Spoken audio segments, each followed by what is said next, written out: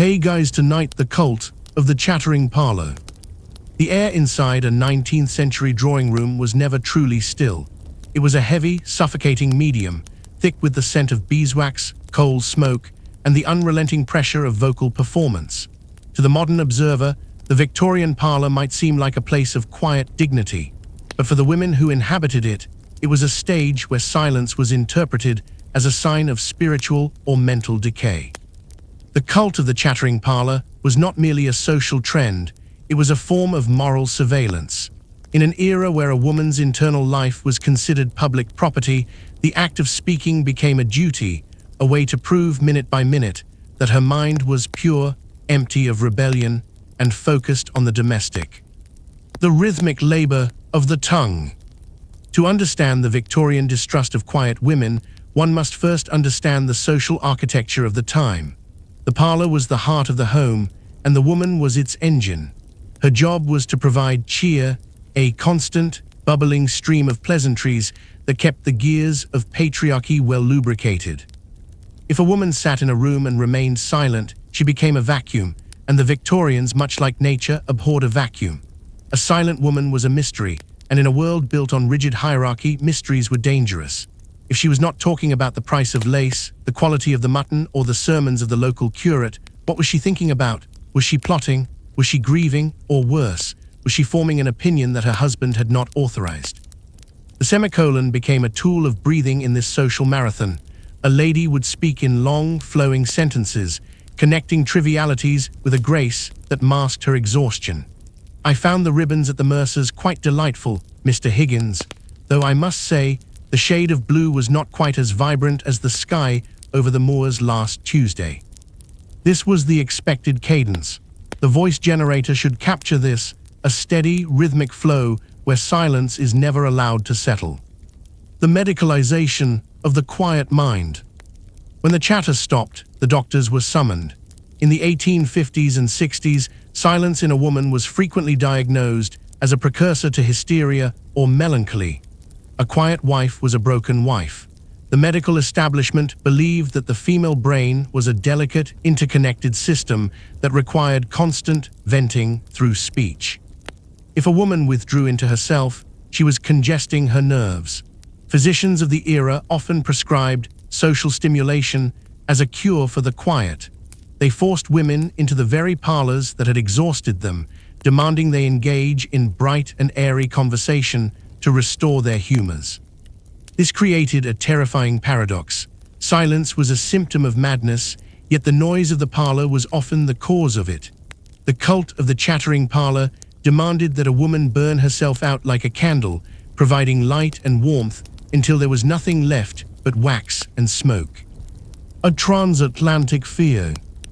Across the Atlantic, in the burgeoning parlors of New York and Boston, the fear took on a more democratic, but no less stifling, tone. While British silence was seen as a breach of class duty, American silence was seen as a breach of character.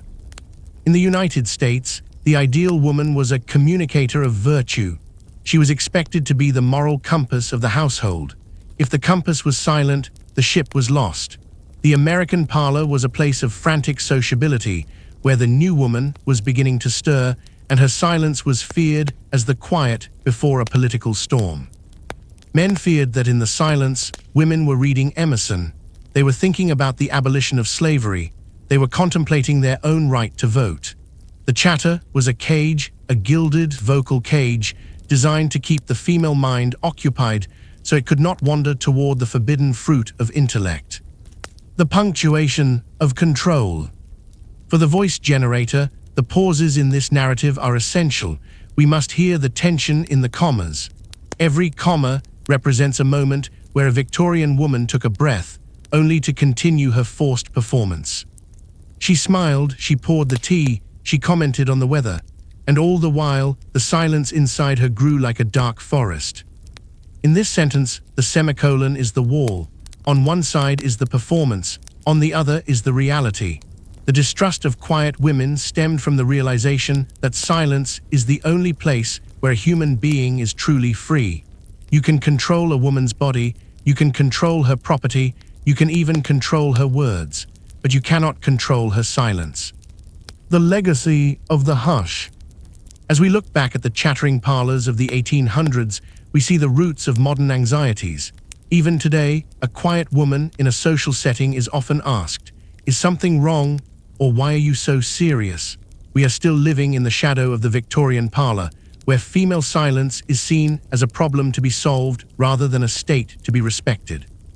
The cult of the chattering parlor was a massive, collective effort to ensure that no woman ever had a moment to herself. It was in war against the interior life. By understanding the Victorian fear of the quiet woman, we begin to understand the true power of silence. It is the space where the soul prepares for revolution.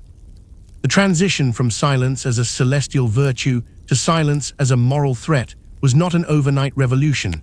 It was a slow, agonizing erosion of trust. In the early Victorian years, a quiet woman was likened to a still pond, reflective, calm, and manageable. But by the mid-19th century, the metaphor had changed. That same still pond was now suspected of hiding jagged rocks and drowning depths beneath its surface.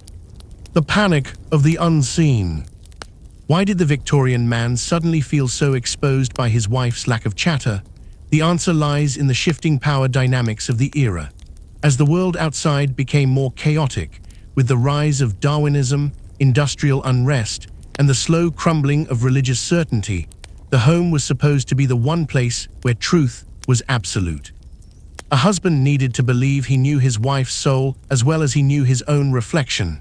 But silence is an opaque veil. When a woman practiced the language of submission too perfectly, she became unreadable.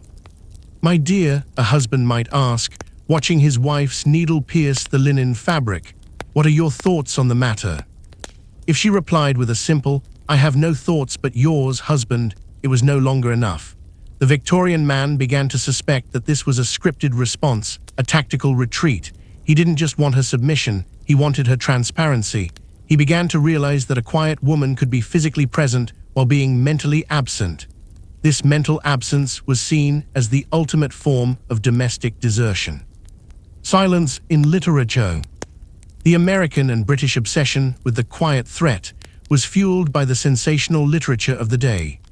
Authors like Wilkie Collins and Mary Elizabeth Braddon began to populate their novels with quiet women who were, in reality, bigamists, arsonists, or master manipulators. In these stories, the villain was never the woman who screamed. It was the woman who sat in the corner, smiling softly, saying nothing. Silence was her camouflage. This literary trope bled into real life, creating a cultural paranoia. Every silent daughter became a potential Lady Audley. Every quiet governess was a secret Jane Eyre with a fire in her heart. For a voice generator, the tone here should shift to something suspenseful. Use the pauses after the names to let the weight of the literary history sink in. The semicolon should act as a bridge between the Victorian reality and the fictional fear. The parlor was quiet, but it was the quiet of a fuse burning in the dark. The American Puritan legacy. In America, this distrust had an even sharper edge. The American Victorian woman was the descendant of the Puritans, a culture that believed the devil found work for idle hands and idle tongues. In cities like Boston and Philadelphia, the language of submission was tied to the idea of Republican motherhood. A woman's silence was fine as long as she was praying, but if she was silent while reading a book, she was a suspect. American men, influenced by the rugged individualism of the frontier, were inherently suspicious of anything they couldn't scout out. A silent woman was like an unmapped territory. She represented a frontier of the mind that the American husband could not conquer. The distrust grew because, in a democracy, information is power. By withholding her thoughts, the quiet woman was practicing a form of intellectual monarchy. She was the queen of her own head, and she refused to let the public in. The medical gaze, hysteria, and the hush. As the 1870s approached, the language of submission was increasingly examined under the microscope of Victorian medicine. Doctors began to argue that prolonged silence in females caused a literal congestion of the brain. The medical theory was that women lacked the vocal strength of men, therefore, they needed to release their nervous energy through speech. If a woman remained quiet, this energy would turn inward, rotting her character and causing hysterical paroxysms. This was a brilliant, if accidental, form of social control. By labeling silence as a medical illness, the patriarchy could force women to speak under the guise of curing them. If a woman refused to engage in the chattering parlor, she wasn't just being difficult, she was sick. And the cure, ironically, was often more surveillance, more talking, more confession, more exposure. The silence of the suffragette. Toward the end of the century, the language of submission underwent its final, most radical transformation.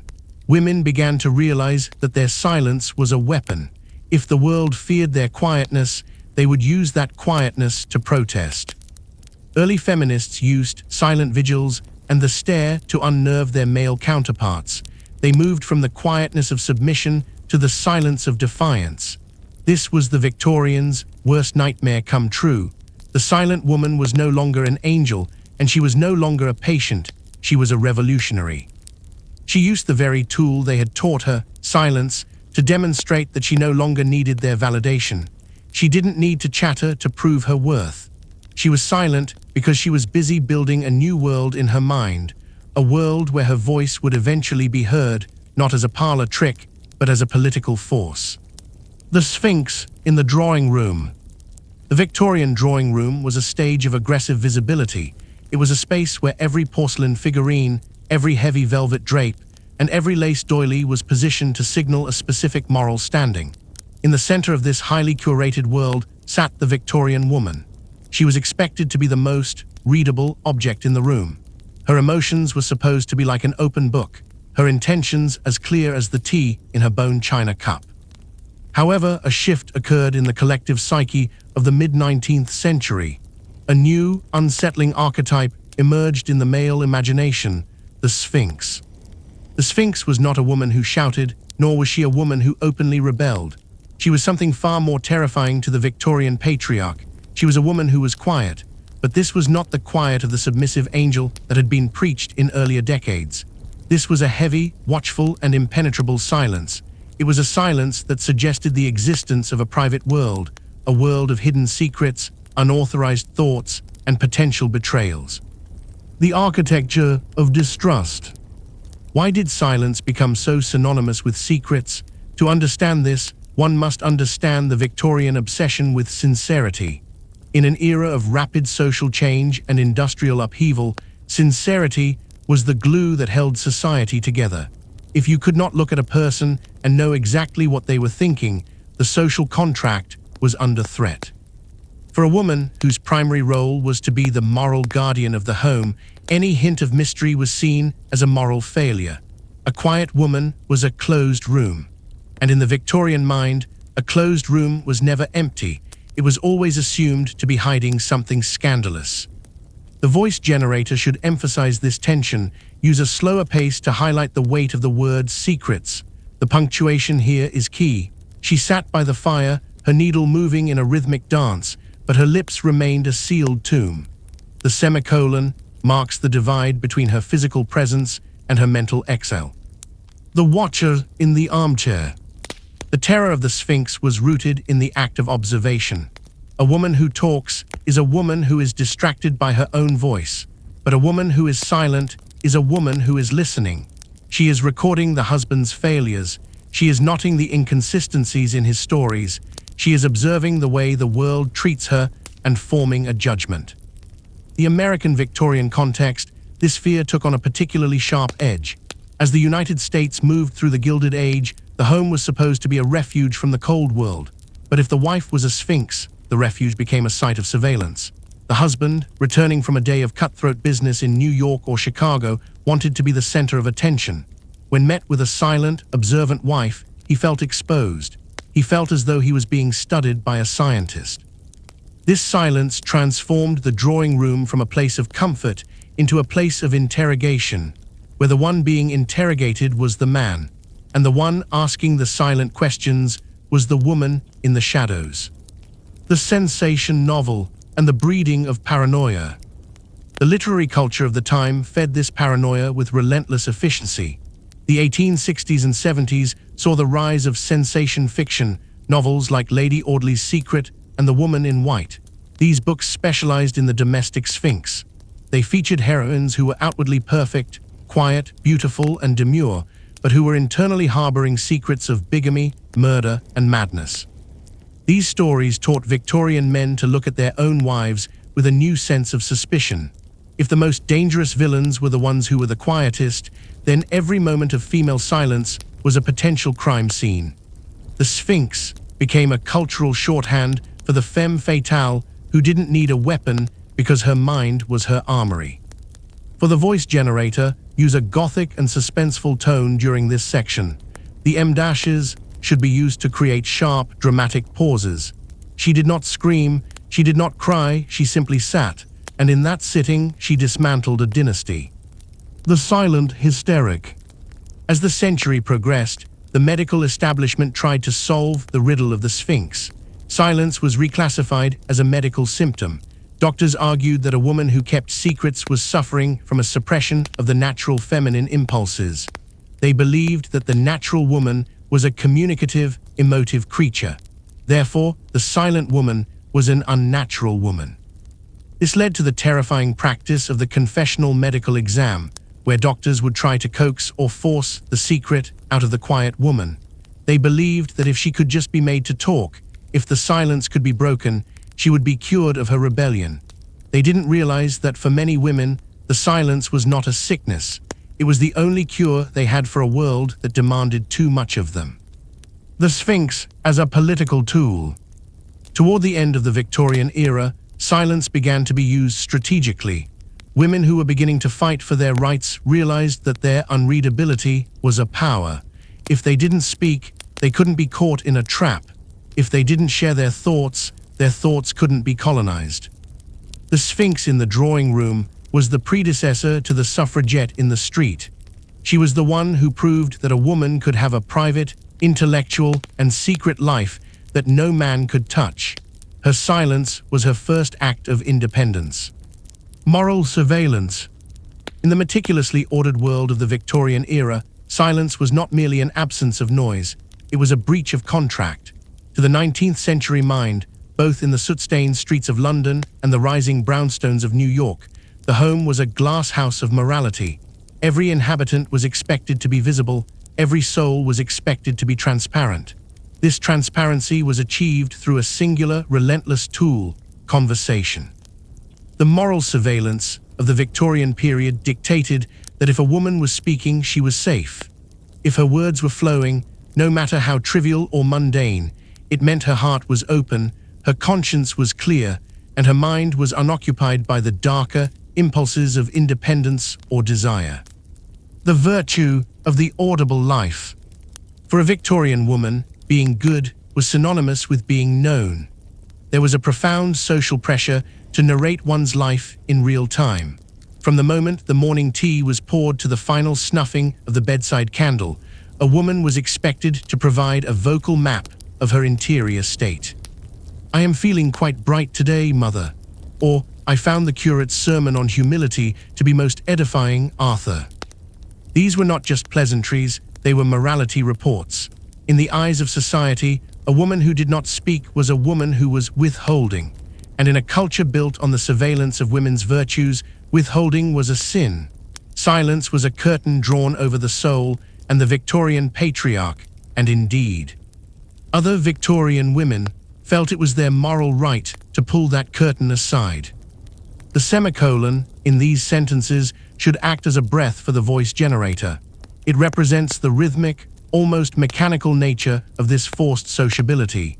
The speaker should maintain a steady, slightly formal pace, reflecting the perpetual performance of the era. The panopticon of the parlour. The Victorian parlour was designed like a domestic panopticon, a place where everyone was under the gaze of everyone else.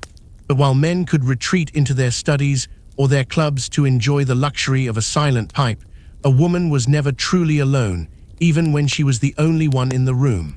She was under the surveillance of expectation. If she sat alone and did not hum a tune or talk to her pet or read aloud to a companion, she was viewed with suspicion. Constant conversation was the social alarm system. As long as the bells were ringing, as long as the chatter continued, the family knew that the woman was in her place. But the moment the conversation faltered, that was when the alarm went off. A silent woman at the dinner table was a source of acute anxiety. Is she ill? Is she angry? Is she plotting? The pressure to fill every silence was a form of psychological labor. Women were the emotional maintenance workers of the home. Their job was to keep the atmosphere light, porous, and transparent. To be quiet was to go on strike, and a strike in the domestic sphere was seen as an act of moral treason. The transatlantic interrogation. In America, this surveillance took on a puritanical flavor. The American Victorian woman was expected to be a beacon of light. In a young, sprawling democracy, the home was the only place where order was absolute. Therefore, the moral surveillance was even more aggressive. American social manuals of the 1870s often warned against the sullen wife or the taciturn daughter. These manuals argued that a woman's voice was the music of the Republic. If she fell silent, it suggested that she was harboring un-American thoughts. Perhaps she was reading French novels, or worse, thinking about the burgeoning suffrage movement in Seneca Falls. Transparency was patriotism. To talk was to be a loyal citizen of the home. To be quiet was to be a foreigner in one's own drawing room. The medical gaze on the mute. We cannot discuss moral surveillance without discussing the doctors. The 19th century medical establishment acted as the enforcement arm of this social pressure. If a woman resisted the pressure to be transparent, if she became habitually quiet, she was often subjected to the rest cure or hysterical mapping. Doctors believed that the female mind was prone to congestion.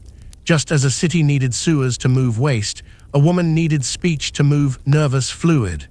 If she didn't talk, her moral waste would build up, leading to insanity. For the voice generator, use a cold and clinical tone for this section. The periods should be sharp and final. They measured her silence like a fever. They treated her thoughts like a tumor. They demanded she speak, not for her own sake, but so they could be sure she was still under their control. The performance of transparency. To survive this surveillance, many women developed a false transparency. They learned to talk incessantly about nothing. They mastered the art of the chattering mask. They would describe the weather in excruciating detail. They would recount the entire plot of a mediocre poem. They would discuss the health of every distant cousin. This was a survival tactic. By flooding the ears of their husbands and fathers with safe noise, they protected the dangerous silence that they kept hidden deep within. The moral surveillance of the era wanted the truth, but women gave them factoids. They realized that if they kept the surface of the water moving, no one would look to see what was lurking at the bottom of the pond. A breeding ground for rebellion. In the iron-bound structure of Victorian society, silence was never considered an empty space. It was considered a laboratory. To the Victorian patriarch, the man who owned the factories, wrote the laws, and headed the household, the quietness of a woman was not a sign of peace. It was a sign of a gathering storm. The 19th century man was obsessed with the idea of the interior revolution. He lived in an age of visible revolutions, from the barricades of Paris to the sprawling labor strikes in Chicago. He understood how to fight an enemy he could see, but the enemy he could not see, the quiet woman sitting by the fireplace with a book in her lap, that was the enemy that kept him awake at night. The great fear, the unobserved mind. Why did silence breed such intense fear? Because in the Victorian world, speech was the only way to patrol a woman's mind. As long as a wife or daughter was chatting about the price of silk or the neighbor's garden, her mind was accounted for. She was, in a sense, under mental house arrest. But the moment she fell silent, she became an unmapped territory. To the men of the 1870s and 80s, silence was the breeding ground for rebellion. They feared that in the absence of conversation, a woman was conducting a silent dialogue with the forbidden. They suspected that while she was sewing a button, she was actually dismantling the concept of the patriarchy in her head. "What are you thinking, Mary?" a husband might ask, his voice tinged with a hidden anxiety. "Nothing, dear," she would reply. To the Victorian ear, nothing was the most dangerous word in the English language. Nothing meant everything. It meant the thoughts she was not allowed to have, the books she was not allowed to read, and the rights she was not allowed to claim. The most dangerous woman in America. In the American context, this fear was often centered on the act of reading. The 19th century saw a massive surge in female literacy.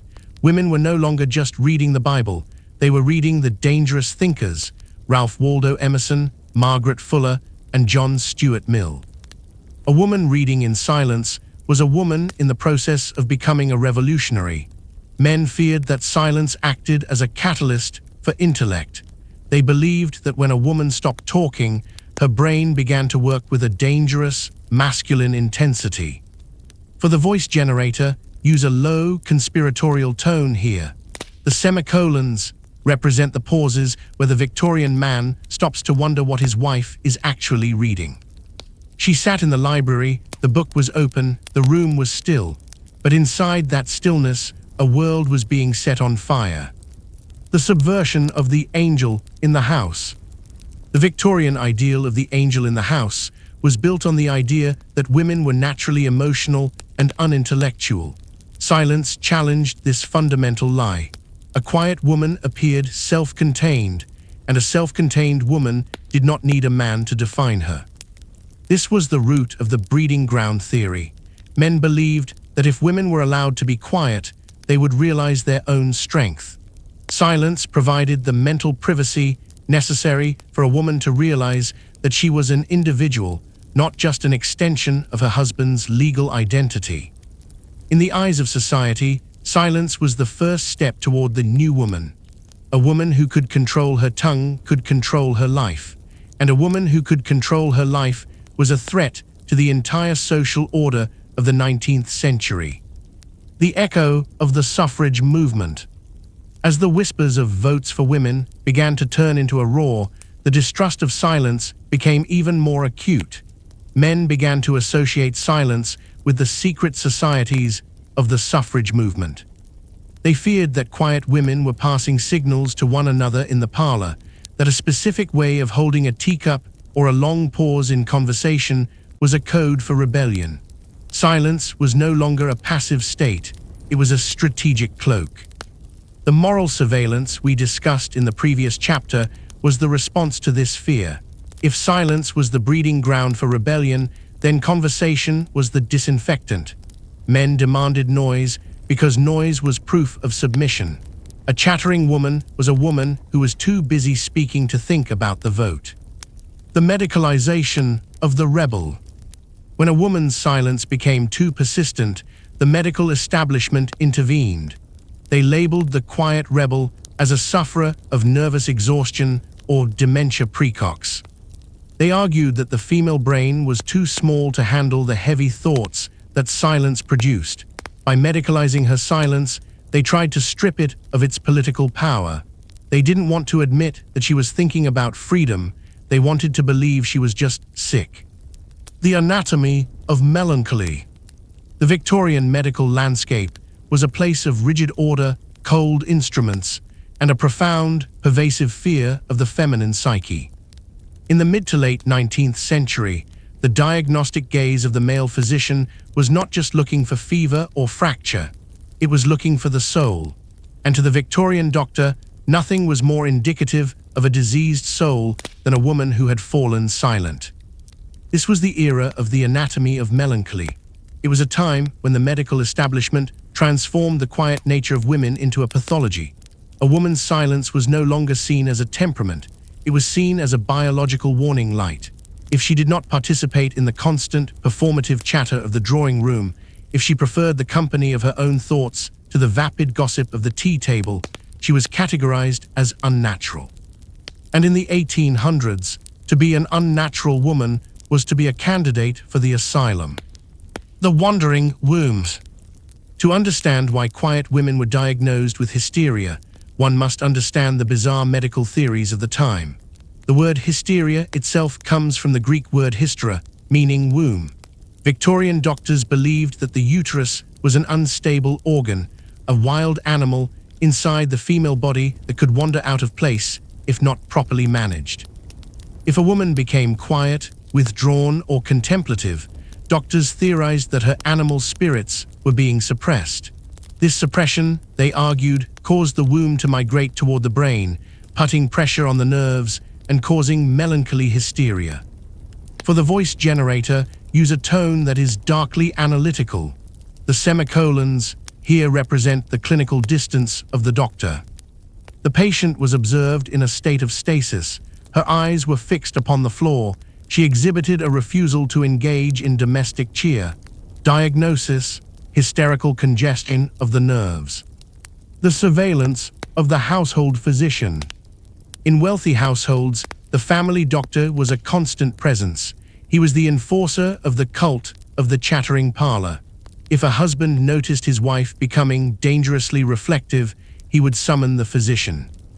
The doctor's first test was almost always a verbal one. He would engage the woman in a battery of small talk. If she failed to respond with the expected sparkle and vivacity, it was noted as a symptom. The Victorians believed that a healthy woman was an overflowing woman. She should overflow with emotion, with words, and with social energy.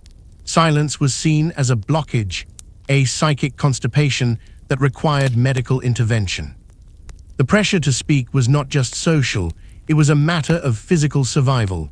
To be quiet was to invite the smelling salts, the nerve tonics, and the cold water douches that were common treatments for the quiet hysteric. Silence as punishment. The most terrifying treatment for the quiet woman was the rest cure. Developed by Dr. Silas Weir Mitchell, this treatment was specifically aimed at women who had grown too intellectual or too introspective.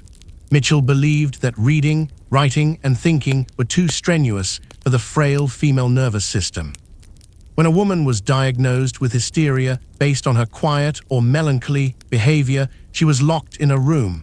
She was forbidden to read a single page. She was forbidden to hold a pen. She was forbidden to see her children. Most ironically, she was forbidden to speak. The medical logic was a nightmare of contradiction. They feared her silence, so they punished her with a mandatory, forced silence until her spirit broke. For women like the American author Charlotte Perkins Gilman, this treatment was a descent into madness. In her famous story, The Yellow Wallpaper, she captures the horror of a woman whose quietness is turned into a prison. For the voice generator, use a haunting, slow pace here. Use the M-dashes to show the fragmentation of the mind. The room was yellow, the wallpaper was torn, the silence was no longer hers, it was theirs. They had taken her voice, and then they had taken her mind. Neurasthenia and the West. In the United States, the diagnosis of the quiet woman often took the form of neurasthenia or American nervousness. This was particularly common among women who lived on the vast, silent frontiers of the American West. The men who conquered the frontier were seen as silent and strong, but the women who endured that same silence were seen as vulnerable and breaking. When a pioneer woman returned to the civilization of the East and exhibited a quiet, hardened demeanor, she was told she was suffering from nervous depletion. The American medical establishment could not conceive of a woman who had been strengthened by silence. They saw her quietness as a leak in her nervous energy. They believed that the vastness of the American landscape had drained her of the sociability that was necessary for her gender. The final silence. For those who could not be cured by rest or tonics, the asylum beckoned. The records of Victorian asylums are filled with women whose primary symptom was unwillingness to communicate. These were the sphinxes who had refused to give up their secrets. In the cold, damp wards of the 19th century, their silence was finally made absolute. They were no longer asked what they were thinking, they were simply managed as apathetic cases. But even in the asylum, silence remained a form of resistance. Some women chose never to speak again, not because they were mad, but because they had realized that in a world where their words were always misdiagnosed, silence was the only place where they could remain themselves. Domestic espionage. In the grand, shadow-filled townhouses of Victorian London and the brownstones of New York, the parlor was often described as a sanctuary, but by the 1880s, a new and chilling anxiety began to take root in the masculine psyche. It was the fear of the silent witness. Men began to realize that the very wives they had trained to be quiet and invisible had become, by default, the most effective spies in the world. This was the era of domestic espionage, a time when a woman's silence was no longer seen as a sign of submission, but as a high-resolution lens recording her husband's every sin. The invisible auditor. To the Victorian man, a woman was supposed to be a decorative background element. He wanted her to be there, but he did not want to be seen by her. However, silence is the natural state of the observer, because women were often excluded from the serious conversations of business, politics, and law. They became masters of the periphery. They sat in the corner with their embroidery. They stood by the tea service. They moved like ghosts through the hallways. And they heard everything. The fear of domestic espionage was the fear that the quiet wife was building a secret ledger of her husband's life. Every late-night return from the club, every scent of perfume that did not belong to her, every whispered argument with a business partner about a fraudulent contract, all of it was being filed away behind her unreadable, silent expression. For the voice generator, use a low, tense, and rhythmic tone here. The semicolons represent the husband's growing paranoia as he looks at his wife across the dinner table. He spoke of his successes, she listened. He lied about his whereabouts, she remained still. He realized with a cold shock that she already knew the truth. The silent power of the household keys. In the Victorian household, the wife was the manager of the domestic realm. While this was meant to be a subservient role, it gave her unparalleled access. She managed the servants, she oversaw the mail, she looked after the laundry. A silent woman in this position was a dangerous entity. Men feared that their wives were practicing a form of passive surveillance. A quiet wife didn't need to ask questions to get answers. She found the theater stub in a waistcoat pocket. She noticed the missing money from the household accounts. She read the social temperature of the room when her husband's mistress happened to be present at the same gala. This created a psychological cold war within the home. The more the husband felt he was being watched, the more he demanded his wife be bright and chatty. He wanted her to talk because talking is a distraction. If she was talking, she wasn't observing. Her silence was a mirror, and the Victorian man did not always like what he saw reflected in it. The legal dread, silence as testimony. The fear of the silent wife was also fueled by the shifting legal landscape of the late 19th century. As divorce laws slowly began to change in both England and America, the quiet observation of a wife became a legal threat. A husband knew that if his marriage ever ended up in a courtroom, his wife's silence would be over. Those years of quiet observation would be converted into evidence. This is why Victorian men were so obsessed with moral transparency. They needed to know what their wives were thinking, because a wife who kept secrets was a wife who could eventually destroy a man's reputation with a single, well-timed testimony. The voice generator should emphasize the word testimony. Let the T sound sharp and final. She was the judge, the jury, and the silent executioner, waiting for the moment when her hush would turn into a scream that the whole world would hear. The social spy. In the high-stakes social climbing of New York's Gilded Age, the silent wife was a double-edged sword. On one hand, her poise was an asset. On the other, her silent espionage could ruin her husband's standing. If a wife was too quiet at a dinner party, the husband feared she was gathering intelligence on his rivals, or worse, that she was silently judging his own desperate attempts to fit in with the Vanderbilts and Astors. The American fear was that the wife was the moral censor of the family. If she was silent, it meant she had found him wanting. This led to a culture of forced confession. Husbands would often over-explain their day to their wives, trying to preempt whatever she might have discovered through her silent observations. They were trying to fill her head with their version of the truth before her own eyes could find the real one. locked desks, and hidden letters. The final layer of domestic espionage was the war over physical space.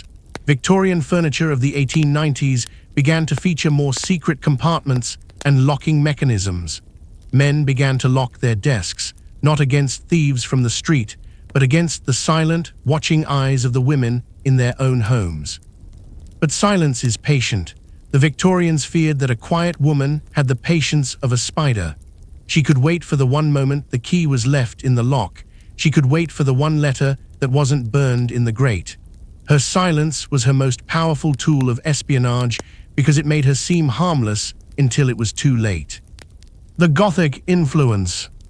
The Victorian imagination was not merely captured by the Gothic, it was haunted by it. In the mid-19th century, the stone walls of the haunted castle were replaced by the floral wallpaper of the suburban villa, but the ghosts remained. The most terrifying ghost of all was not a phantom in a shroud, it was the silent woman. This was the era where literature, led by the brooding power of Jane Eyre and the dark shadows of Wuthering Heights, created a cultural equation that would paralyze women for a century. Silence equals madness. The madwoman trope was not just a plot device, it was a warning. It told the Victorian public that a woman who withdrew into her own mind was a woman who was losing her soul. In the Gothic tradition, the tongue was the only thing tethering a woman to reality.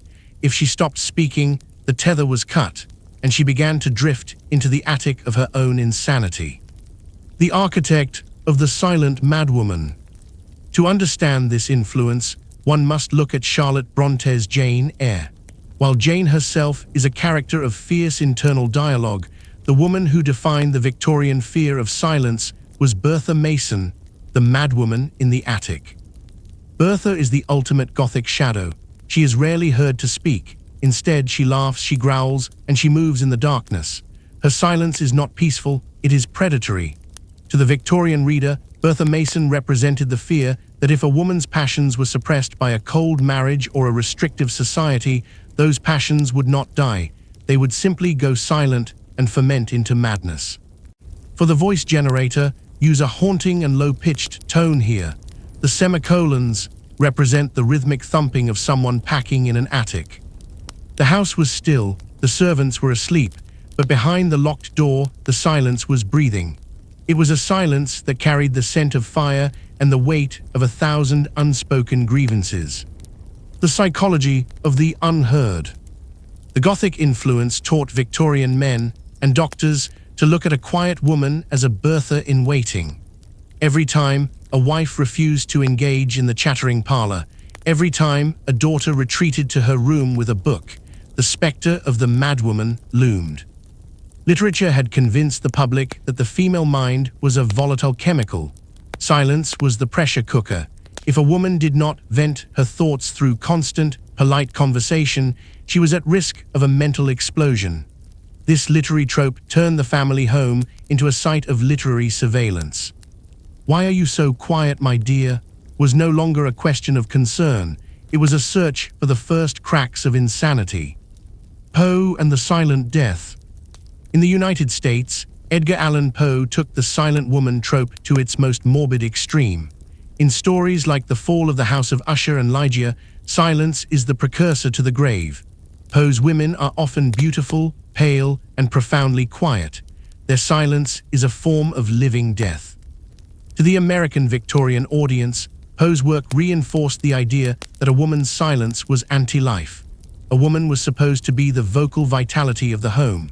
If she became quiet like Poe's heroines, she was essentially inviting the tomb into the parlor. The Gothic influence in America suggested that silence was a spiritual rot that could eventually bring down the entire house of the family. The voice generator should emphasize the word tomb. Let the M sound hum for a moment. This creates the atmosphere of a Poe story, heavy, dark, and inevitable. The power of the internal voice. However, there is a flip side to the Gothic influence. While men feared the silent madwoman, women readers saw something else in Jane Eyre. They saw that silence could be a fortress of the self. Jane Eyre is often quiet in the presence of her betters, but her internal voice is a roar. This created a secret Gothic code, among Victorian women. They realized that by performing the silent role expected of them, they could hide a revolutionary internal life. The Gothic novel gave women a map of their own minds. It told them that their interiority was vast, dark, and powerful. If society wanted to label that power as madness, then so be it. The silence of the Gothic heroine was not a void, it was a hidden library. The medicalization of a literary trope. By the 1890s, the madwoman in the attic was no longer just a character, she was a medical diagnosis. The Gothic influence had been so successful that doctors began to use literary archetypes to explain female psychology. When a woman was committed to an asylum for religious melancholy or nervous collapse, her case files often read like a Gothic novel. She was brooding, uncommunicative, and lost in a world of her own making. The literature had provided the language of distrust that allowed the medical establishment to lock women away for the crime of being quiet. Hidden agendas. The Victorian belief that a quiet tongue meant a busy mind for mischief. In the velvet-draped corridors of the 19th century, a woman's silence was rarely greeted with a sense of peace. Instead, it was greeted with an almost clinical suspicion. To the Victorian mind, obsessed with the visible proof of virtue, a quiet woman was a profound anatomical mystery. They believed in a simple, dangerous equation. An idle tongue indicated a busy mind, and in a woman, a busy mind was the primary workshop of mischief. This was the era of the hidden agenda. It was a time when the absence of speech was not seen as a sign of tranquility, but as a tactical retreat into a private fortress. Men, and society at large, feared that if a woman was not projecting her thoughts outward through the safe filter of small talk, she was instead plotting the subversion of her household, her marriage, and the social order itself. The idle tongue and the devil's workshop. The Victorian nursery was often the first place where the language of suspicion was taught. Young girls were told that Satan finds work for idle hands, but for young ladies, the proverb was secretly extended: Satan finds words for idle minds. The cultural expectation was that a woman should be a glass clock. Every gear of her thought process should be visible to her husband or father. When the chime of her voice stopped, the gears were assumed to be grinding towards something illicit. This was not a fear of physical violence, it was a fear of moral mischief. What did this mischief look like in the 1870s? It was the secret reading of radical poetry. It was the quiet calculation of a household budget to skim money for a forbidden cause. It was the silent observation of a husband's weaknesses to be used as leverage in a domestic argument. The hidden agenda was the Victorian term for female agency. Because men could not control what they could not hear, they labeled the unsaid as evil. For a voice generator, the packing here should be suspicious and deliberate. Use the semicolons to represent the pauses of a husband watching his wife from across the rug. She sat in the armchair, her embroidery needle flashing in the firelight, but her eyes remained lowered. She did not speak, she did not smile, and in that heavy hush, the room began to feel like a cage. To survive this environment, many women became masters of double talk. They realized that total silence was too suspicious, so they developed a way of speaking that was technically chatter, but contained no real information. They talked about the weather, the curate's health, and the price of tea, all while their hidden agenda remained safely locked behind a wall of trivialities. The silent socialite. In the sprawling urban centers of Gilded Age America, New York, Chicago, and San Francisco, the fear of the hidden agenda took on a more political tone. American women were beginning to organize. They were meeting in parlors for literary societies that were, in reality, breeding grounds for the suffrage movement. A quiet woman at a dinner party in 1890 was a terrifying prospect for an American businessman. He feared she was taking notes. He feared her silence was a form of intellectual espionage. The belief was that women were natural observers, and if they weren't talking, they were gathering the ammunition needed to demand the vote, the right to own property, and the right to a life outside the home. The busy mind was no longer just a domestic nuisance, it was a threat to the Republic. The mischief they feared was no longer just a hidden love letter, it was the dismantling of the patriarchy itself. The medicalization of the busy mind. When the suspicion of a hidden agenda became too great, the Victorian man turned to the doctor. The medical establishment was more than happy to provide a diagnosis for a woman who thought too much and spoke too little. They called it mental hypertrophy. They argued that a woman's brain was like a delicate muscle. If she used it too much in silence, without the venting of speech, it would swell and cause moral insanity. This was the ultimate gaslighting of the 19th century. They took a woman's intelligence and labeled it a hidden mischief that needed to be surgically or medically removed. For the voice generator, use a cold, clinical tone for the following lines. They looked at her silence as a fever. They treated her thoughts as a toxin. They demanded she speak, not to hear her truth, but to ensure her mind was as empty as they required it to be. The legacy of the secret interior. As the Victorian era gave way to the 20th century, the hidden agenda became the foundation of modern female independence. Women learned that their greatest power lay in the things they didn't say. They realized that by maintaining a busy mind behind a quiet tongue, they could build a world of their own that was beyond the reach of surveillance.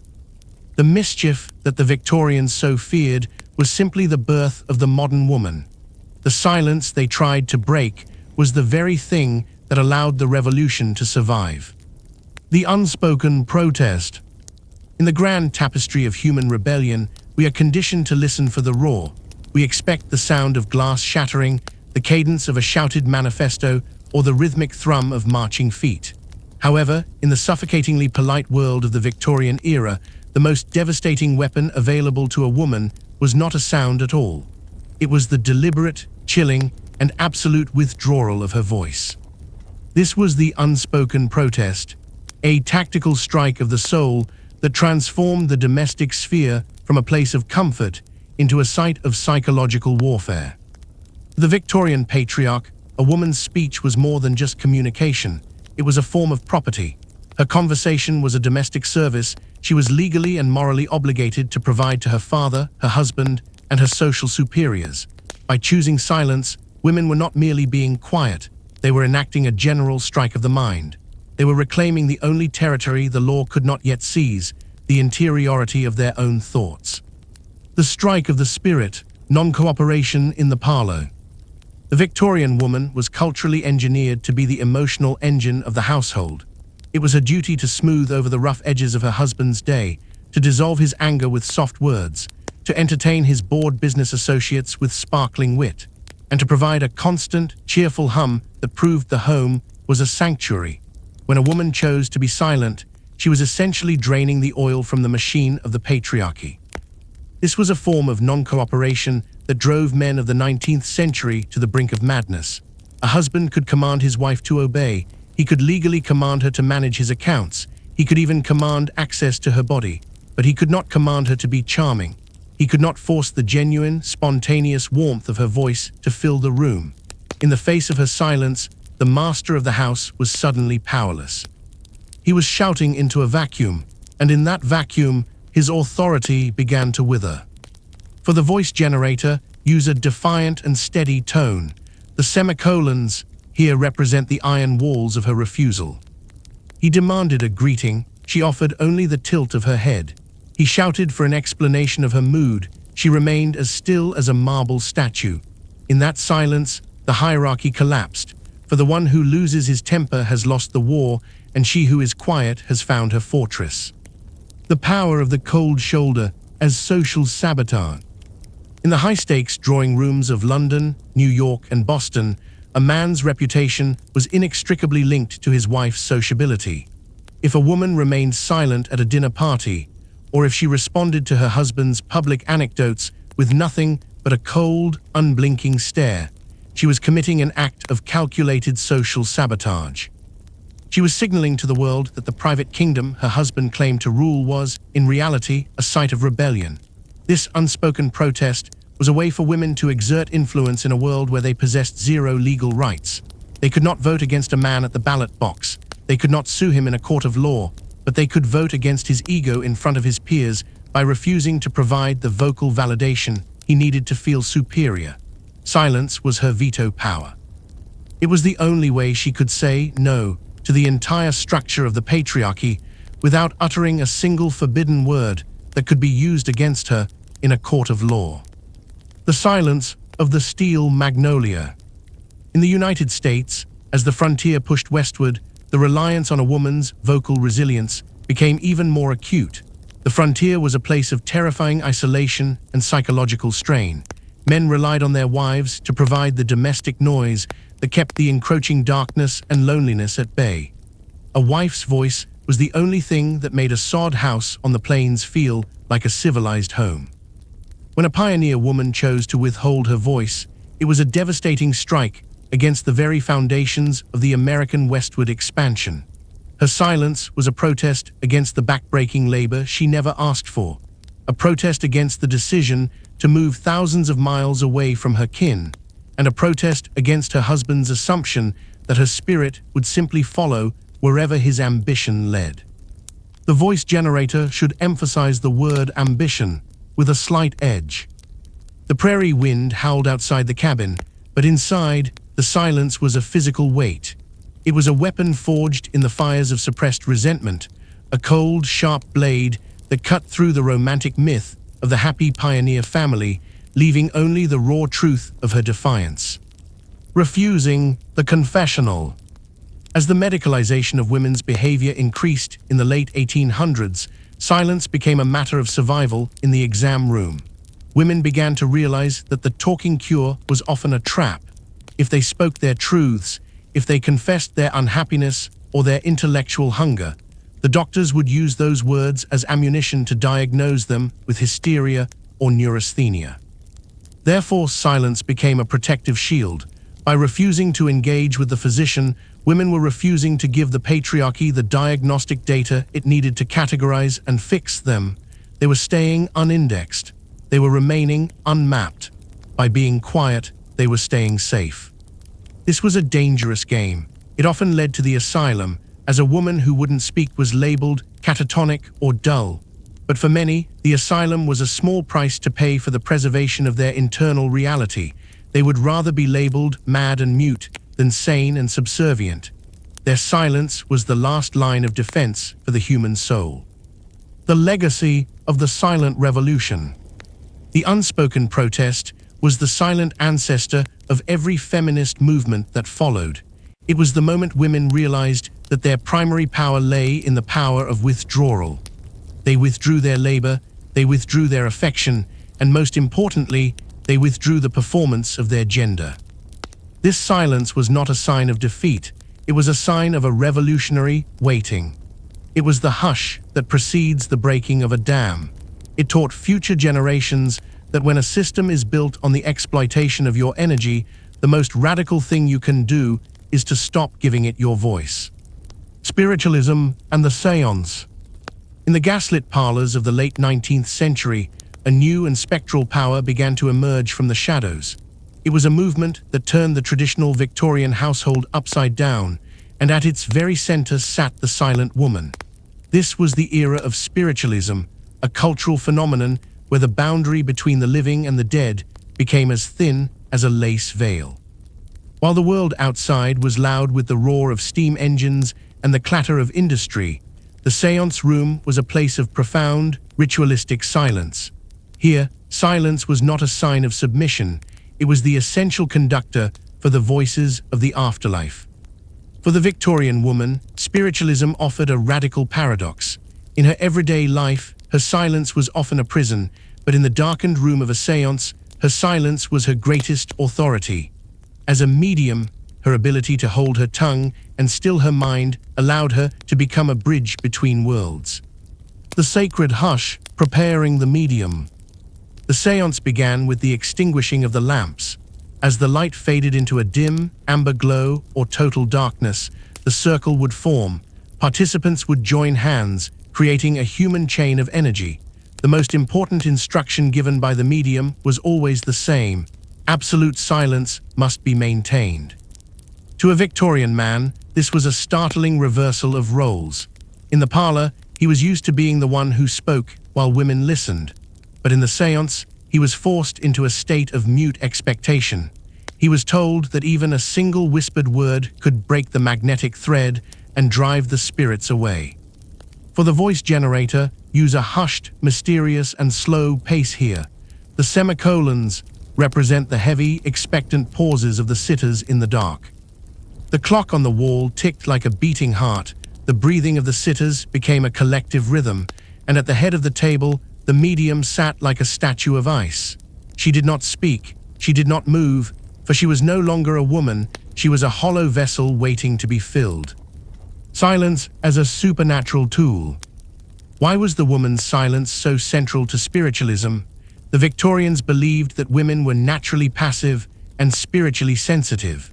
They thought that because women were less involved in the noisy world of commerce and politics, their souls were cleaner, quieter, and more receptive to the subtle vibrations of the spirit world. The medium's silence was her credential. It proved that she was not performing or faking through clever oratory. By remaining silent while raps were heard on the table, or while ectoplasm appeared in the air, she was demonstrating that the power was not coming from her, but through her. This gave women a level of power that was previously unthinkable. A silent medium could convey messages from dead fathers, husbands, and leaders. She could deliver advice, warnings, and comfort, all while technically remaining silent. She was the ghostwriter of the Victorian age, using the silence of the séance to bypass the patriarchal gatekeepers of the church and the law. A silent revolution. In America, spiritualism became a silent revolution tied to the women's rights movement. In the mid-1800s, women like the Fox sisters and Leonora Piper became national celebrities. In the United States, the séance was seen as a democratic space where the dead did not care about gender or wealth. The silence of the American medium was often a protest against the noise of the pulpit. Women were not allowed to preach in most churches, but they could channel the spirits of great orators in the silence of their own homes. Men who would never listen to a woman's opinion on politics would sit in a dark room for hours, waiting for her silent, spirit writing to tell them how to vote or where to invest their money. The voice generator should emphasize the word vibrations. Let the V sound hum. In the silence, the vibrations of the table told a story that the living were too blind to see. It was a language of knocks and tremors, a code that only the quiet woman could translate for the hungry ears of the living. The trance or the trick. As spiritualism grew in popularity, the medical establishment grew increasingly hostile. Doctors and scientists, such as those from the burgeoning field of psychology, began to study the silent trance. They wanted to know if the medium was truly in a state of spiritual suspension or if she was suffering from a new form of cataleptic hysteria. The silent medium was a threat to the scientific order. If a woman could access information from the beyond through mere silence, it invalidated the years of study and loud discourse that men had dedicated to the nature of the soul. They subjected these women to humiliating tests. They tied their hands, they placed flour in their palms to see if they moved, they measured their pulse during the silent phase, but the mediums remained quiet. Their silence was their best defense. As long as they did not speak, the scientists could not prove how the trick was done or if it was a trick at all. The sanctuary of the darkened room. For many Victorian women, the séance was the only place where they were allowed to be still without being judged as lazy or sullen. The darkness and the silence provided a temporary divorce from the domestic. For 2 hours, she was not a wife, a mother, or a servant. She was a conduit for the infinite. The séance was a sanctuary of silence. In that room, the social pressures of the chattering parlor disappeared. No one expected her to talk about the weather or the price of meat. They expected her to be a void. And in that void, many women found a sense of peace and power that they could never find in the bright, noisy light of the Victorian day. The angel in the house versus the silent stranger. In the cultural psyche of the Victorian era, two spirits contended for the soul of the home. One was a celebrated saint, the angel in the house. She was the music of the parlor, the constant, chirping light that assured the patriarch his kingdom was secure. The other was a ghost of her own making, the silent stranger. This was the woman who remained physically present but had spiritually moved to a distant, unreachable shore. This chapter explores the violent psychological collision between these two archetypes, a war between the transparent voice and the impenetrable hush. The construction of the transparent angel. To understand the fear of the silent stranger, we must first look at the heavy burden of the angel. The term, popularized by Coventry Patmore's poetry, described a woman who had no needs, no ego, and most importantly, no secrets. Her primary function was to be the mirror. She was to reflect her husband's virtues and absorb his anxieties, and the only way she could prove she was doing this was through constant, performative conversation. For the Victorian man, a silent woman was an unread book, and in an age of moral panic, an unread book was suspected of containing blasphemy. Therefore, the angel was required to be audible. Her chatter about the garden, the curate, and the tea service was not small talk to the Victorian ear. It was a moral progress report. If she was talking, she was transparent. If she was transparent, she was pure. For the voice generator, use a warm and rhythmic tone here. The semicolons mark the cadence of the angel's social duty. She spoke to fill the gaps in his silence. She sang to drown out his worries, and in her endless, gentle stream of words, she proved that she was exactly who he wanted her to be.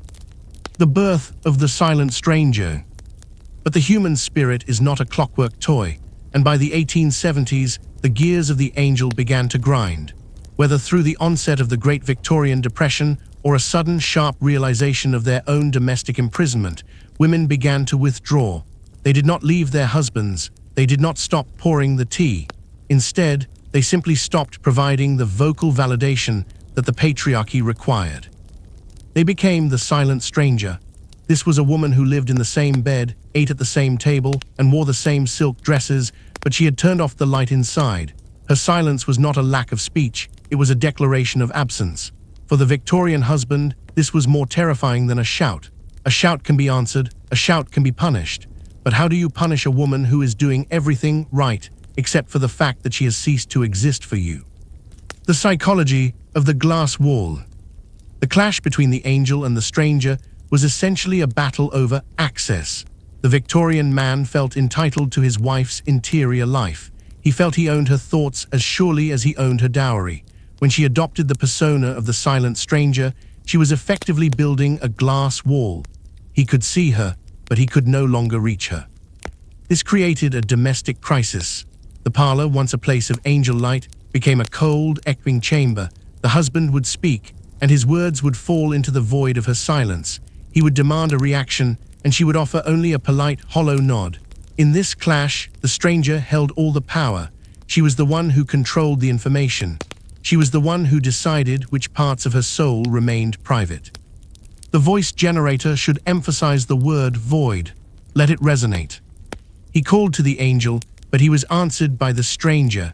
One was a servant of his voice, the other was a master of her own hush. The battle for the home was no longer fought with arguments, it was fought with the weight of the unspoken. The frontier stranger. In the United States, the angel in the house was an even more vital survival mechanism.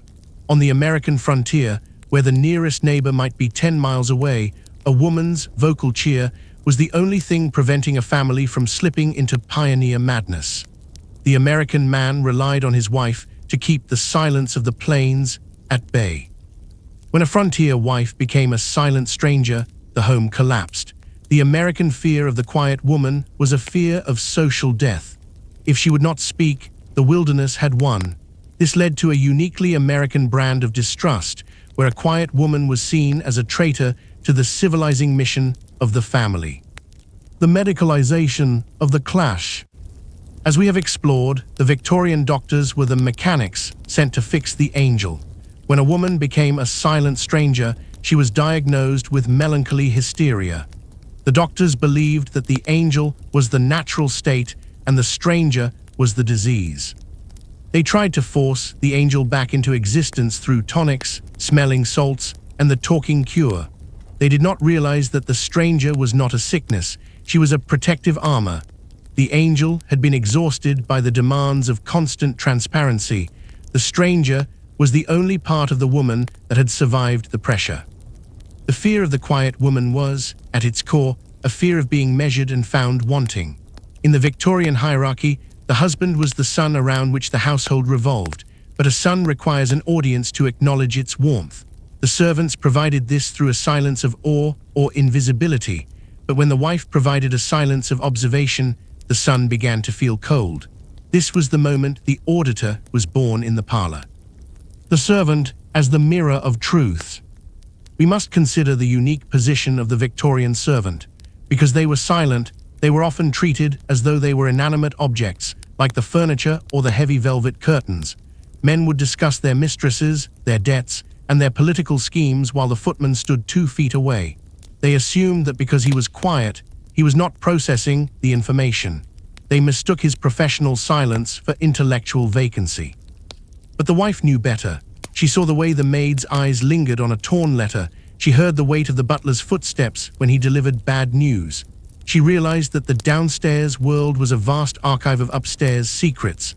When she, the wife, adopted this same servant-like quietude, she was essentially telling her husband, "I am no longer your partner, I am your witness." For the voice generator, use a low, conspiratorial tone here. The semicolons represent the husband's realization that he is surrounded by silent judges. He looked at the maid, she was a wall. He looked at his wife, she was a mirror. In both, he saw only the parts of himself he had tried to hide. The stony silence and the rebellion of the mute. In American households of the 1890s, the tension was even higher. The servant problem was a constant topic of conversation. American servants were notoriously difficult because they lacked the centuries-old tradition of British deference. When an American maid was quiet, it was often a sign of sullenness or imminent resignation. When an American wife adopted this stony silence, she was borrowing a weapon from her own kitchen staff. She was using the silent treatment, a tool of the powerless to exert power over the powerful. To the Victorian man, this was a terrifying class collapse. If his wife spoke like a lady, she was under his control, but if she was silent like a servant, she was a mystery that could not be solved by a bank account or a social title. The surveillance of the soul. This chapter must also address the tax of the tongue. The upper-class Victorian woman was paid, in social status, to be the most vocal member of the family. She was the one who made the introductions. She was the one who managed the social calendar. She was the public relations officer of the family brand. By choosing silence, she was refusing her wage. She was choosing the quietude of the poor over the performance of the rich. This was seen as a moral decay. A woman who would not speak was seen as a woman who was letting herself go.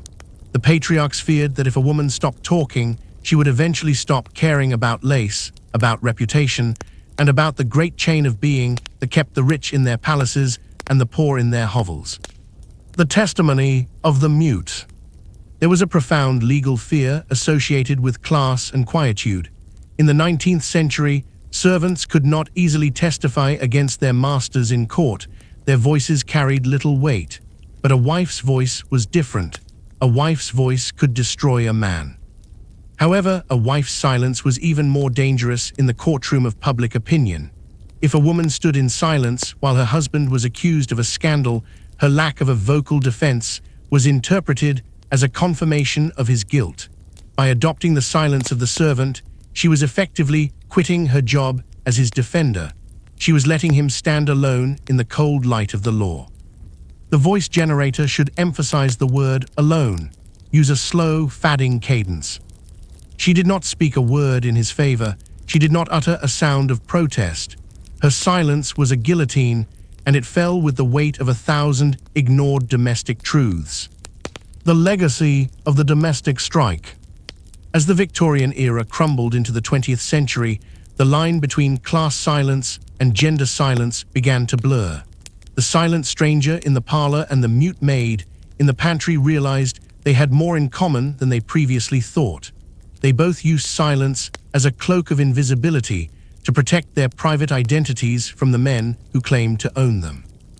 The class and quietude of the Victorian age proved that speech is not always a sign of power. Often, speech is a sign of service. The ones who were truly free were the ones who could afford to be quiet, the ones who no longer felt the need to explain themselves to a world that was not listening anyway. The physical toll. The Victorian drawing room was a masterpiece of stillness, a sanctuary of curated objects and hushed tones, but beneath the surface of this pristine calm, a silent epidemic was eroding the health of a generation. It was a sickness that left no visible marks, yet it broke the body from within. This was the era of the suppressed voice, a time when the physical toll of silence became the most pervasive medical mystery of the age. For the Victorian woman, silence was not merely a social etiquette, it was a psychological anchor that eventually began to drown the person attached to it. The 19th century world was obsessed with surface integrity. As long as the home appeared harmonious, the state was secure. But this harmony was purchased with the mental and physical health of women. By requiring women to be the silent anchors of the domestic sphere, the patriarchy inadvertently created a roadmap for chronic illness, nervous collapse, and a phenomenon that doctors of the era could only describe through the dismissive lens of female frailty. The throat as a battlefield. To understand the physical toll of a hushed life, one must look at the throat, the literal gateway of the voice. In the 1880s, thousands of women sought medical help for a condition they described as globus hystericus. They felt a permanent, suffocating lump in their throats that made it impossible to swallow or speak without effort. Modern medicine recognizes this as a somatic symptom of extreme anxiety, but to the Victorian woman, it was the physical sensation of her own suppressed truth. Because she could not scream against the boredom of her life, because she could not shout against the legal injustices of her marriage, her throat physically closed to protect her. The words she was forbidden to speak turned into a physical blockage. For the voice generator, use a tense and rhythmic tone here. The semicolons represent the struggle to breathe through the silence. The words were formed in the mind, they rose to the throat, but they were met with a wall of social fear. She did not speak, she swallowed her rage, and day by day, that swallowing became a literal physical choking. The nervous exhaustion of the mask. The act of performance is exhausting. To be a Victorian woman was to be a permanent actress on a stage where the audience was always judging. She had to be quiet, yet pleasant, submissive, yet capable, invisible, yet decorative. This constant performance required an immense amount of nervous energy. By the mid-1800s, neurasthenia or nervous exhaustion became the most common diagnosis for middle-class women. Doctors believed women had a limited supply of nerve force that was being depleted. They were right about the depletion, but wrong about the cause. The energy was not being lost to thinking, it was being lost to not speaking. Maintaining a placid face, while your internal world is in turmoil, is the most energy-consuming labor a human can perform. The physical toll was a total collapse of the system. The body simply shut down because it could no longer sustain the lie of the quiet angel. The somatic language of the migraine. When the tongue is forbidden from speaking, the nerves take over the dialogue. This gave rise to the Victorian migraine. For many women, a blinding headache was the only socially acceptable way to exit a room or avoid a conversation. But these were not just excuses, they were somatic protests. The brain, under the pressure of constant censorship, would essentially short-circuit. The psychological weight of suppressed speech manifested as a physical throbbing, a drumbeat of rebellion inside the skull. The voice generator should emphasize the word rebellion. Use a sharp, percussive tone. The light was too bright, the voices were too loud, but it was her own silence that was the most deafening. The headache was the only voice she had left, a screaming, pulsing proof that her spirit was not yet dead. The pressure of the Republic. Across the Atlantic, American women faced a different kind of physical toll. In the burgeoning cities of the Gilded Age, the pressure to be a transparent citizen was immense. The American woman was expected to be the vital center of the home. The physical toll here was often cardiac. Women complained of heart palpitations and flutters. They were living in a state of permanent fight or flight, but they were never allowed to do either. They could not fight the patriarchal structure, and they could not fly from their domestic duties. Their hearts, trapped in corsets and social expectations, literally beat themselves against their ribs in a frantic attempt to find a rhythm that was their own. The medicalization of the soul's cry. The tragedy of the Victorian era was that instead of listening to these physical warnings, the medical establishment tried to silence the symptoms as well. They prescribed laudanum, opium, chloral hydrate, and alcohol. They replaced the silence of the will with the silence of the drug. Thousands of women were turned into living ghosts, drifting through their parlors in a chemical haze. The physical toll was now compounded by addiction. The society that demanded they be quiet now gave them the tools to be numb. The courtroom was the ultimate theater of Victorian morality, but it was a theater where the leading lady was often forbidden from speaking. In the cases of the silent poisoners, the silence was not just a choice made by the accused. It was a vacuum into which the prosecution, the press, and the public poured their deepest fears. When a woman like Florence Maybrick sat in the dock, her silence became a canvas for the collective anxieties of a patriarchal society that realized it could no longer read the women in its own parlors. The scientific search for the killer's calm. By the late 1880s, the burgeoning field of criminal anthropology began to take an interest in the quiet woman. Scientists and early criminologists would sit in the galleries of the Old Bailey, sketching the faces of the accused. They were looking for the physical signs of evil. They believed that if a woman was a poisoner, her silence would eventually manifest in the shape of her jaw, the slope of her forehead, or the way her pulse throbbed in her neck. They were fascinated by the killer's calm. Why didn't she scream? Why didn't she faint? To the Victorian scientist, a woman who could maintain her silence under the threat of the gallows was biologically masculine. They argued that her lack of vocal emotion was proof that she was a throwback to a more primitive, predatory state of human evolution. Her silence was not a virtue, it was a degeneracy. For the voice generator, use a cold, clinical, and rhythmic tone here. The semicolons represent the scratching of a doctor's pen on a notepad. The doctor watched her, she did not blink. The prosecutor shouted, she did not flinch.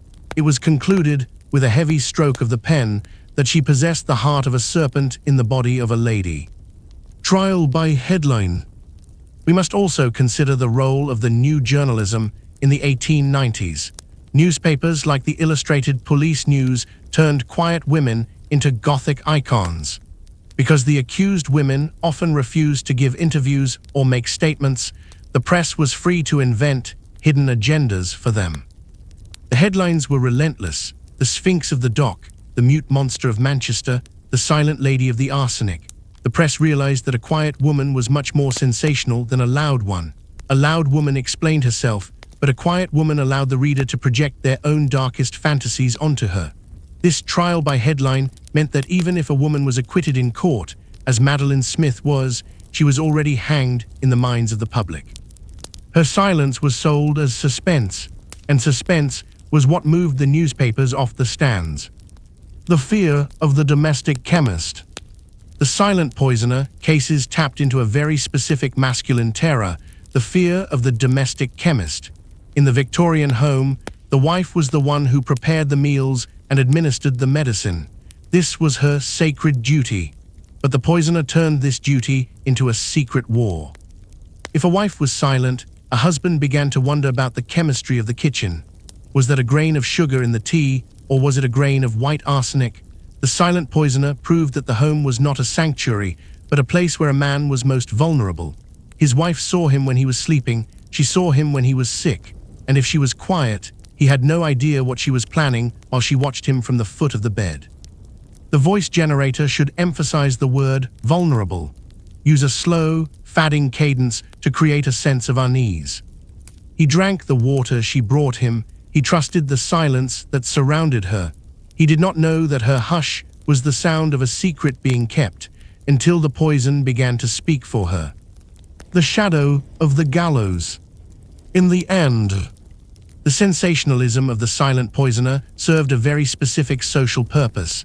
It was a warning to all Victorian women: be quiet, but not too quiet. If you were too talkative, you were a nuisance, but if you were too quiet, you were a criminal. This created a vocal tightrope that women had to walk every day. The cases of these quiet villains proved that the Victorian patriarchy was terrified of female interiority. They could not bear the thought that a woman might have a mind that was entirely her own, a mind that could think, judge, and act without their permission. The silent poisoner was the ultimate expression of that independent mind, and that is why she had to be hunted, tried, and in the pages of the press, destroyed. Legacy of the trial by silence. The sensationalism of the 19th century paved the way for the modern noir femme fatale.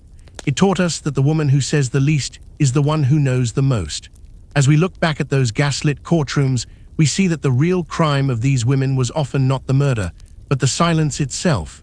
They were punished for refusing to be transparent and for daring to keep their souls and their secrets to themselves. Reading between the lines. In the ultra-repressed social theater of the 19th century, silence was never an empty void. It was a dense, vibrating medium of communication. For the Victorian woman, whose tongue was often shackled by the iron laws of etiquette, silence became a canvas for a complex, secret language.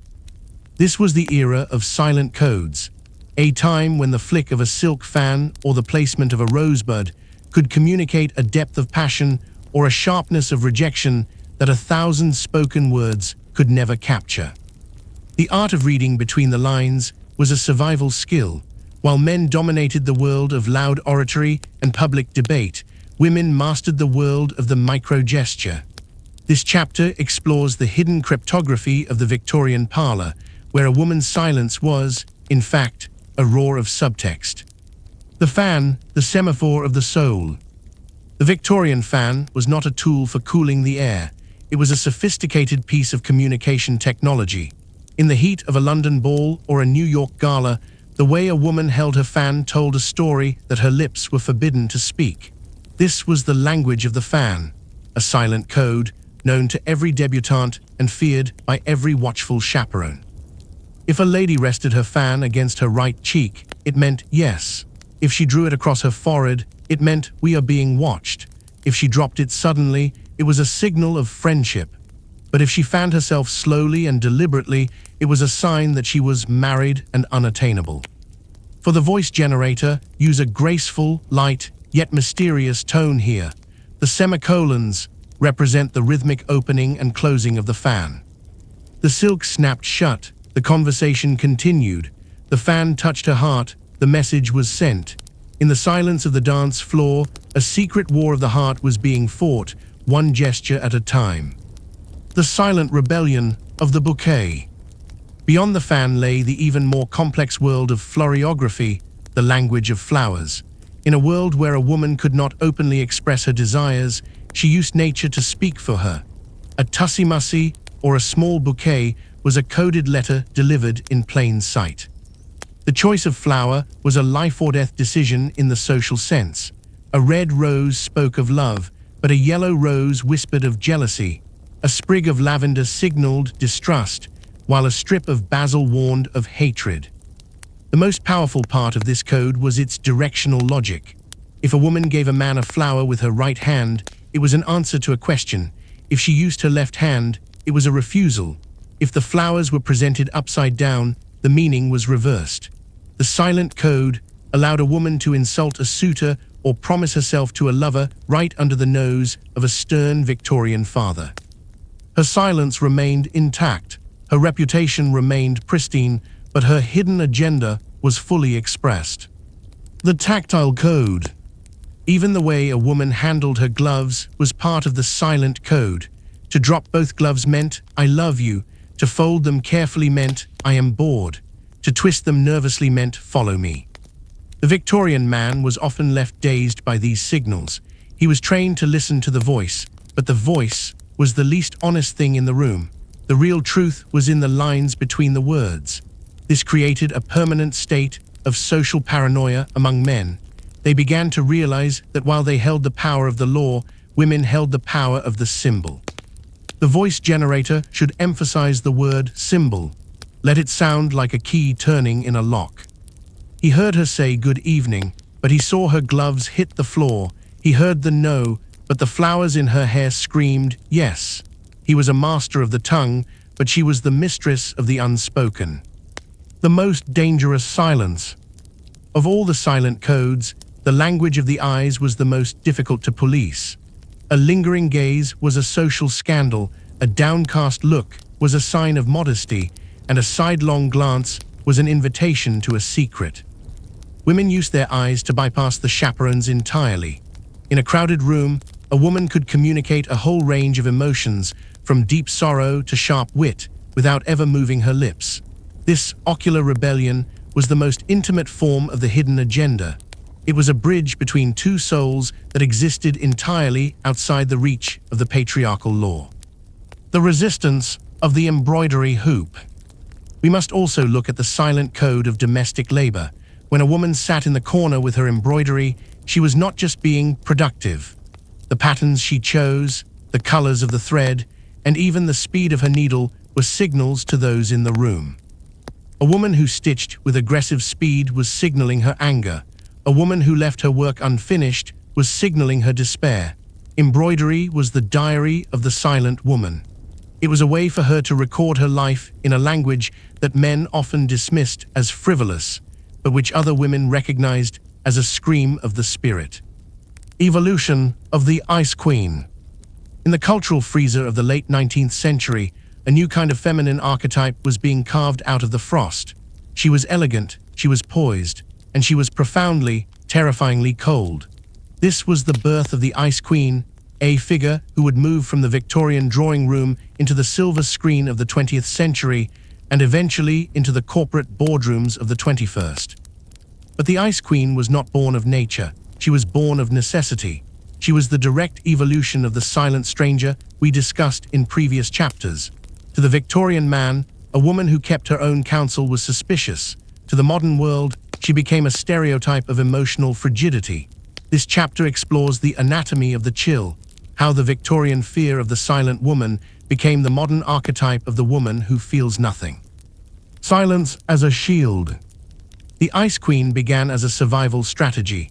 In a society where a woman's emotions were constantly policed, diagnosed, and dismissed as hysteria, many women realized that the safest place to be was behind a wall of frost.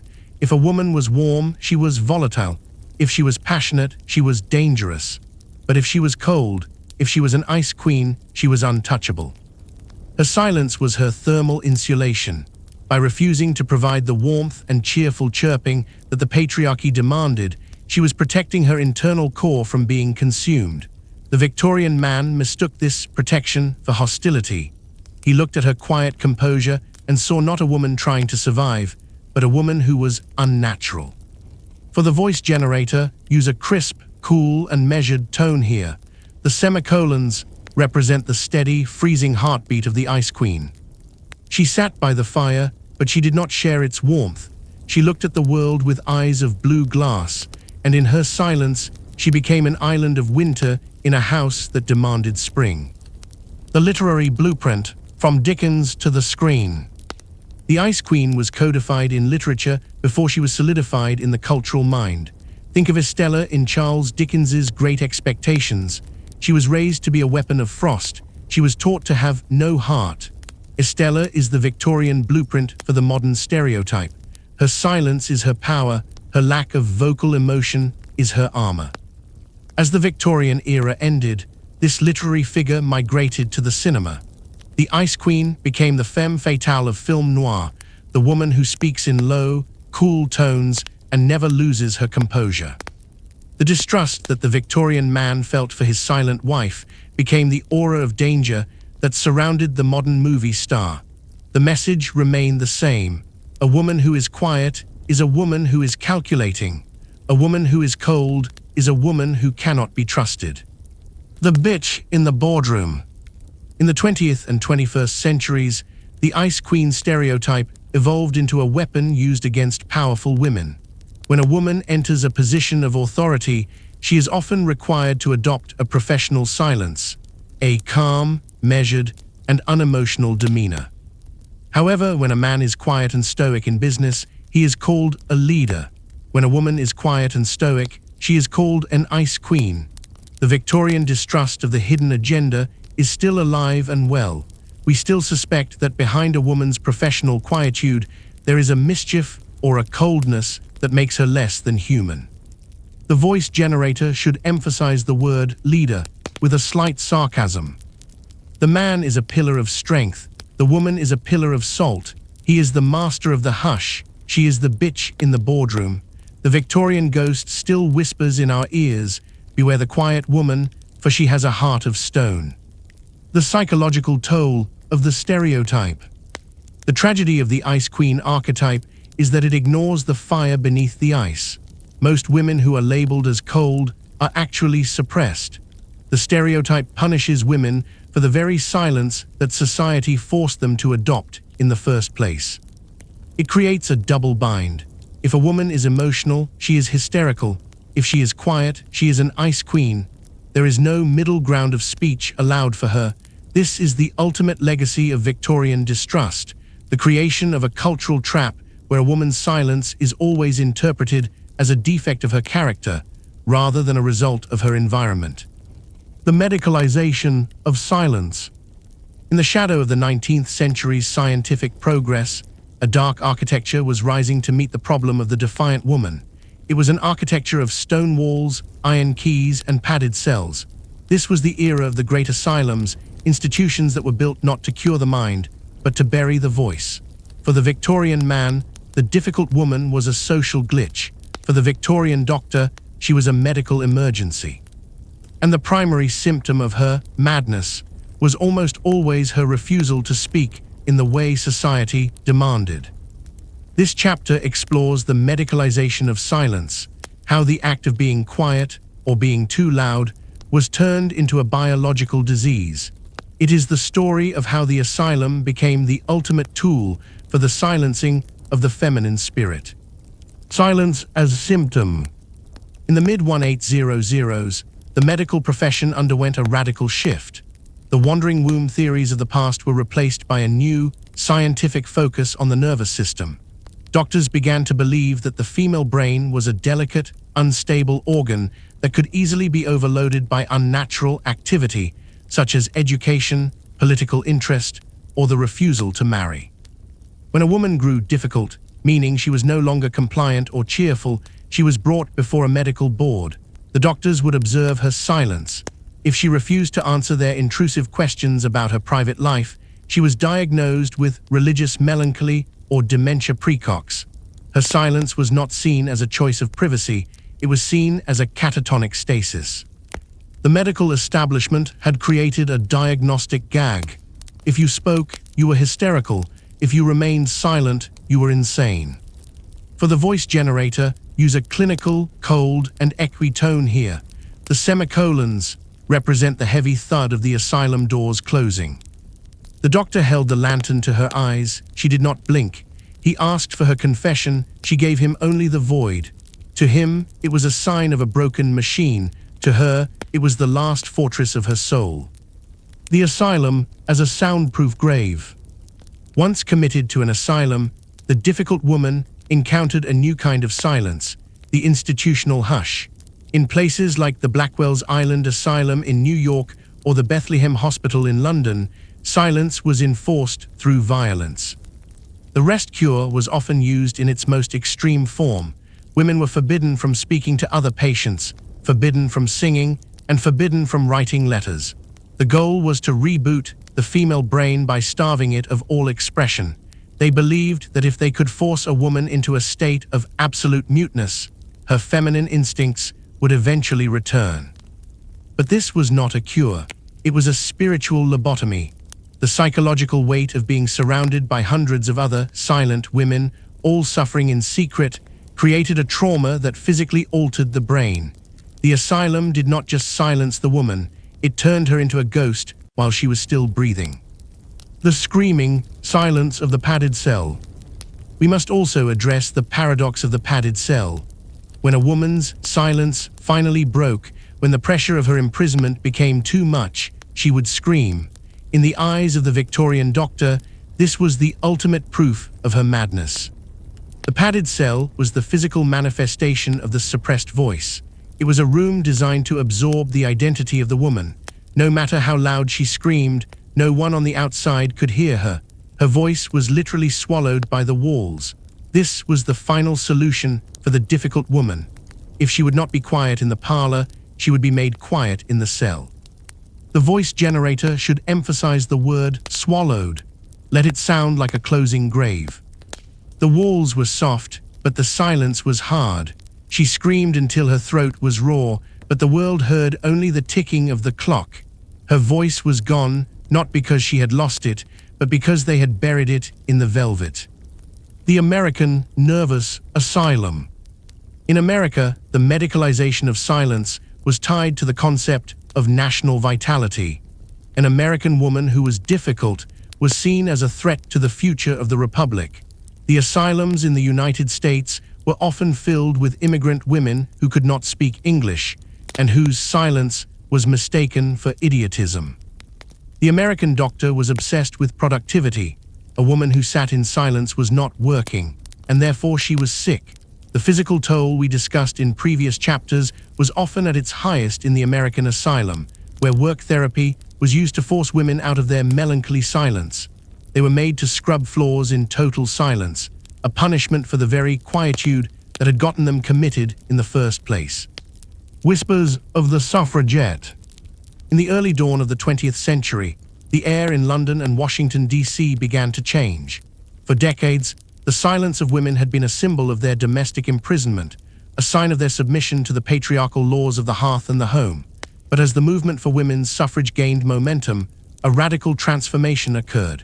The very silence that had been used to stifle women was reclaimed, sharpened, and turned into a strategic political tool.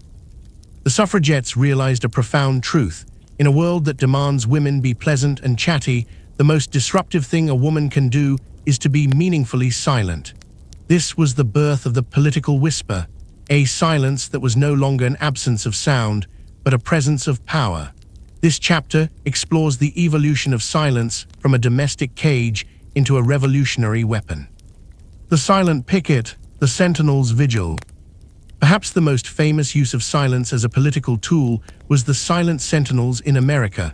Led by Alice Paul and the National Woman's Party, these women stood outside the White House gates for months on end. They did not shout, they did not chant, they did not engage in the aggressive oratory that was common in male politics. Instead, they stood in absolute, unbreakable silence. They held banners that asked simple, piercing questions. Mr. President, how long must women wait for liberty? By refusing to speak to the crowds that heckled them or to the police who eventually arrested them, they forced the public to look at their message rather than their manner. Their silence was a vacuum that sucked the oxygen out of the president's excuses. For the voice generator, use a steady, defiant, and rhythmic tone here. The semicolons represent the unwavering footsteps of the picketers. The snow fell upon their shoulders, the crowd spat their venom, but the women remained a wall of ice. Their silence was a roar that reached the halls of Congress, for it was a silence that demanded an answer. The ultimate silence of the body. When the suffragettes were moved from the picket lines to the prison cells, their silence evolved into its most lethal form, the hunger strike. By refusing to eat, they were enacting the ultimate physical silence. They were refusing to consume the world that refused to recognize them. The hunger strike was a biological whisper. It was a message sent from the stomach to the soul of the nation. The government responded with forced feeding, a violent attempt to break the silence of the woman's body. Every time a tube was forced down a suffragette's throat, it was a literal attempt to make her swallowed by the law. But the women's refusal to speak during these tortures turned their silence into a martyrdom. The voice generator should emphasize the word martyrdom. Let it sound heavy and sacred. They did not beg for bread. They did not cry for mercy.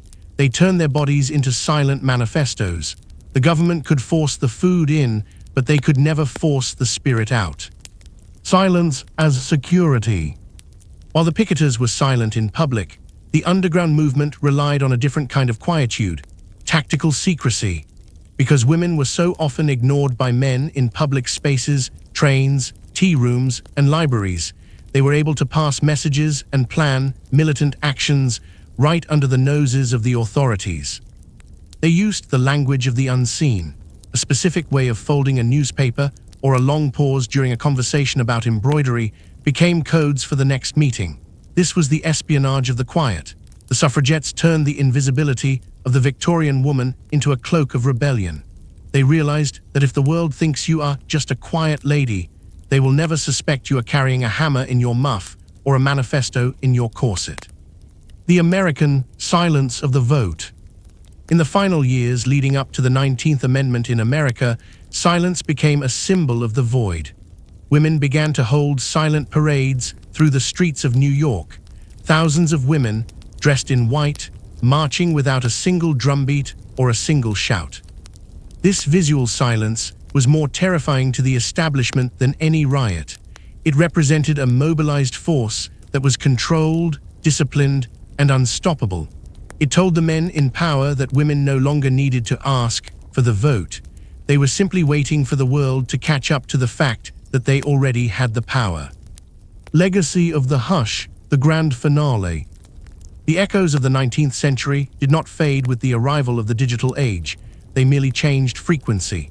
The legacy of the hush is a ghost that still wanders through our modern offices, our social media feeds, and our most intimate relationships.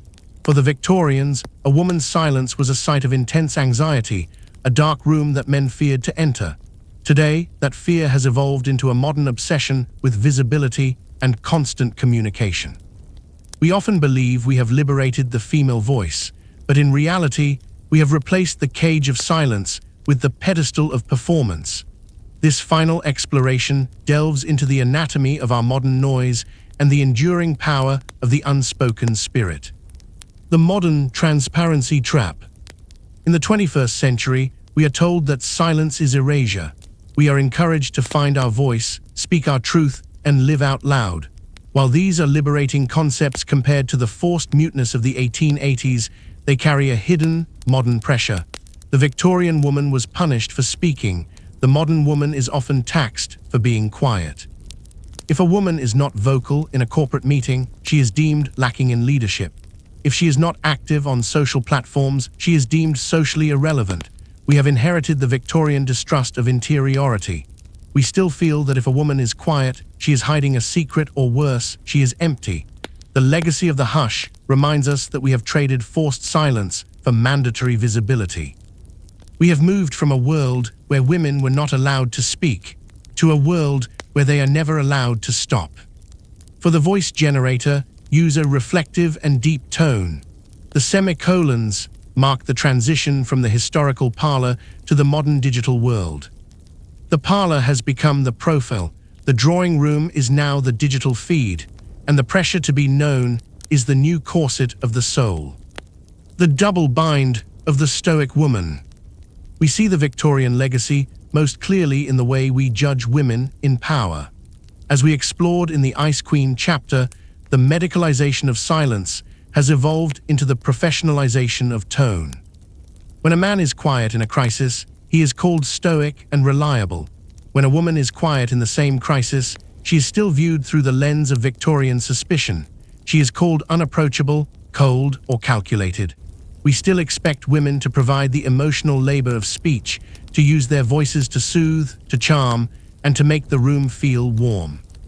The legacy of the hush teaches us that society still hasn't fully accepted a woman's right to be impenetrable. We still demand that her soul be audible at all times so that it can be monitored. When she refuses to perform this vocal labor, the old Victorian ghost whispers in the collective ear, "Beware the quiet woman, for she is not serving you." Silence as the ultimate luxury. In the Victorian era, silence was a sign of the servant's submission. Today, ironically, silence has become a luxury good. In an age of constant notification and data mining, the ability to be unreachable and quiet is a mark of high social status. However, this luxury is not distributed equally across gender lines. Women are still the primary managers of social harmony. They manage the glue of the family and the vibe of the workplace. For a woman to choose absolute silence today, to delete her accounts, to stop the chatter, to retreat into her own mind, is still seen as a radical, almost aggressive act of rebellion. The voice generator should emphasize the word rebellion. Let it sound like a drumbeat. In the noise of the information age, her silence is the only thing she truly owns. It is the one part of her spirit that cannot be turned into data. It is the one room in her house that no one else can enter. The return of the hidden agenda. Why do we still fear the quiet woman? Because silence is the parent of mystery. In our modern world, we want everything data-driven and transparent. We want to know what everyone is thinking at every moment. A woman who refuses to share her story is a woman who is retaining her power. The Victorian man feared the hidden agenda because he knew that a quiet woman was a thinking woman. Today, we fear the quiet woman for the same reason. If she isn't talking, she is judging. If she isn't posting, she is observing. If she isn't explaining herself, she is defining herself. The legacy of the hush is the realization that a woman's silence is her most effective shield against a world that wants to consume her entire identity.